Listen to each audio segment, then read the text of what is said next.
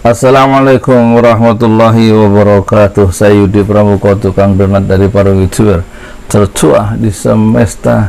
Saya sudah menyaksikan ya ILC karya Ilyas tentang judul yang menarik, mengagetkan, pesantren dan masjid disusupi terorisme, dan saya sudah perhatikan secara keseluruhan isinya membosankan, kecuali yang sangat menarik tentu uraian dari Profesor Abdul Khair ya, yang betul-betul tampaknya dia menguasai tentang hukum pidana, dan dalam kasus ILC itu dia justru menyinggung persoalan Munarman, dan memang betul-betul tidak ada yang baru kecuali judulnya itu tampaknya gagah tentang disusupinya pesantren dan masjid yang akan dipetakan, yang katanya bisa terpapar oleh radikalisme, dan itu tampaknya lagu lama yang dijual oleh BNPT, tampaknya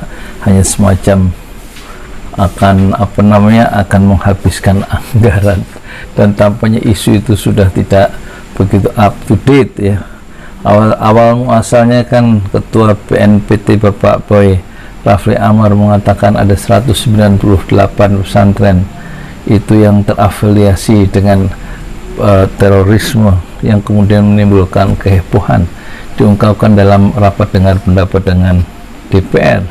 Dan kemudian bersama MUI, yaitu yang diwakili oleh Khalil Nafis, itu kemudian Boy Rafli Amar itu meminta maaf karena memang menurut siapa itu Khalil Nafis yang wakil bidang dakwah dari Majelis Ulama, penyebutan pesantren yang disusupi atau terpapar oleh radikalisme dan terorisme itu memang sungguh menyakitkan kalangan umat Islam ya, yang itu kemudian tampaknya baru disadari oleh Boy Rafli Amar, yang melihat persoalan persoalannya hanya dari segi keamanan dan pencegahan penanggulangan terorisme.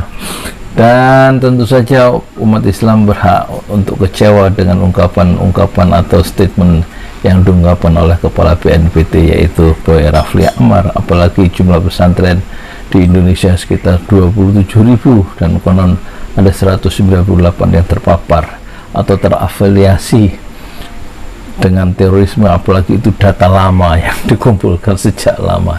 Jadi tampaknya dalam diskusi yang dipandu oleh Karni Ilyas itu tampak tidak menarik, kecuali yang menjadi bintang malam itu bukan Eki Sujana tetapi Profesor Abdul Khair, yang tampak narasinya cukup membuka wawasan dan cukup memberikan satu warning, peringatan tentang pentingnya keadilan di dalam menetapkan seseorang yang dianggap tersangka atau seorang yang terpapar tindak pidana terorisme yang harus dibuktikan oleh pengadilan, dan itu perkara yang betul-betul membutuhkan keterampilan dari jaksa dan juga harus berdasarkan keputusan pengadilan, dan itulah yang tampaknya akan disimplifikasi ya oleh BNPT.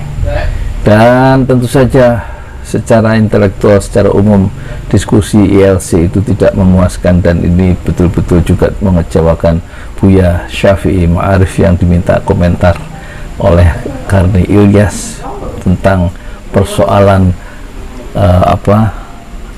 rencana dipetakannya pesantren dan masjid yang terpapar oleh radikalisme atau terorisme.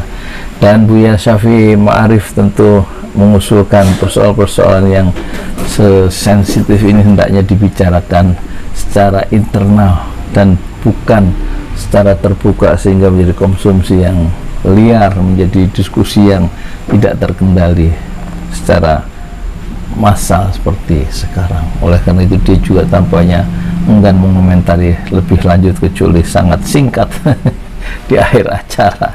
Dan inilah satu-satunya acara ILC Karni Ilyas yang kali ini tampaknya gagal dari segi pengembangan diskusinya, karena salah satu pihak sangat normatif dari pihak BNPT dan juga dari pengamat jaringan Demokrat, apa istilah jaringan moderasi Indonesia itulah, Pokoknya ini betul-betul proyek yang akan menghabiskan anggaran dan betul-betul tidak menyentuh kepentingan umat Islam kecuali menyakiti kalangan umat Islam Indonesia.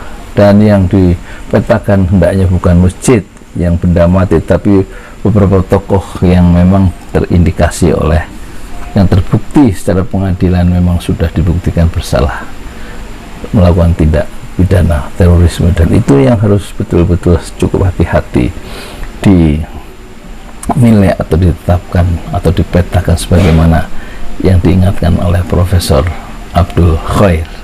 Jadi bintang malam itu adalah Profesor Abdul Khair, dan secara keseluruhan diskusi Indonesian Liars Club kali ini sungguh mengecewakan dan tidak memuaskan secara intelektual. Setidak-tidaknya yang saya rasakan dan yang saya amati, dan betul-betul tidak menambah apa-apa kecuali menambah kekesalan secara intelektual.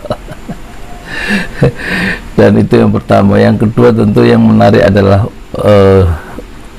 ungkapan yang masih tersisa atau yang masih melekat dalam benak saya adalah ungkapan Karni Ilyas. Ada 3 yang tidak bisa diperbaiki katanya. Dia mengutip seorang pemikir dari mana gitu, saya lupa juga. Pertama, ucapan yang sudah keluar itu tidak bisa diperbaiki.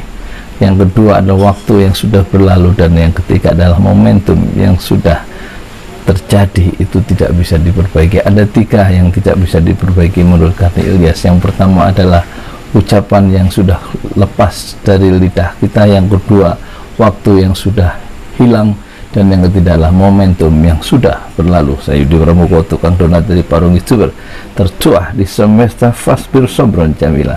Bersabarlah dengan kesabaran yang indah. Assalamualaikum warahmatullahi wabarakatuh.